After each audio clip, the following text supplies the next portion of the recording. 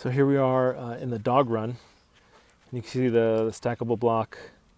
It's a much smaller, I think the 6-inch block. Much small, not as tall of block as over there. Chain link on top, and there's a concrete kind of border you see there that I keep, allows me to close off this portion of the yard if I really wanted to put the dogs back there. And so that's what that's for, to rest this big 50, I think it's a 15-foot gate on. It's pretty heavy. Or it's not heavy, it's just it kind of wears on that pole over there. So over here, more stackable block leading out to the car gate. This is rock that we spread out here. That was this is kind of the retention basin. Because of the shadow, you can't really see that there's this side over here is kind of raised up, and over here has kind of flattened out over time.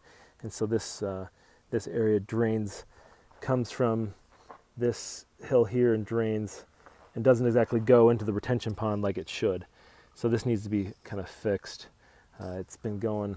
I've been kind of having to fix that right there. It goes on to kind of flows onto my neighbor's yard, which shouldn't be. So you can kind of see. You can actually see, it's visual. You can see the slope comes down this way and drains down here toward my retention pond, which is actually kind of how I drew it to begin with. Utilities, actually power runs right underneath this. Power, cable, and internet are all right in the center, 3 feet down. It's actually pretty deep. And go right down the dog run here, under the double car gate, and to my electrical panel and TV box are over there on the front corner of the house. Gas is actually on the corner of that house, the house too, but it goes out to the street. But then gas, of course, because I have the pool heater down there. Gas runs down this, I forget where it is here. Water also, but gas is somewhere in here to run out to. It tees off somewhere about, there's a electrical box here that goes to the barbecue, and gas is right here somewhere too. And then goes on back to the heater back there as well. Water lines. My main water line is somewhere right here next to this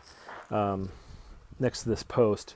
Comes from the back there, and then makes a beeline, makes it like a straight 45-degree here, and then curves off toward the front that way toward my where it enters the house.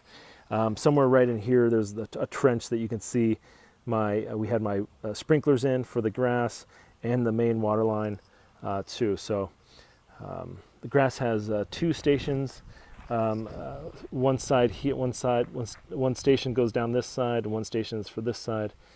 And walk up to the control box. These plants here, I wish they'd grow taller, because this side of the house gets beat on pretty good during the day. Heats up this side. The kitchen is on this side right here.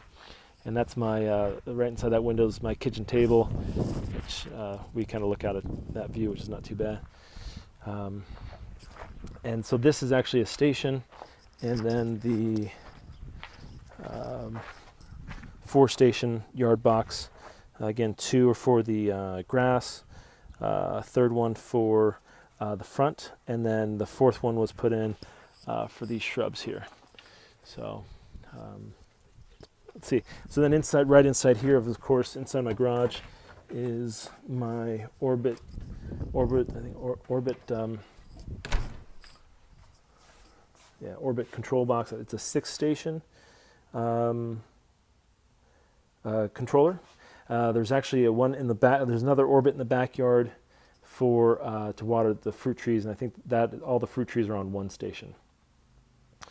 So I'll go back there now.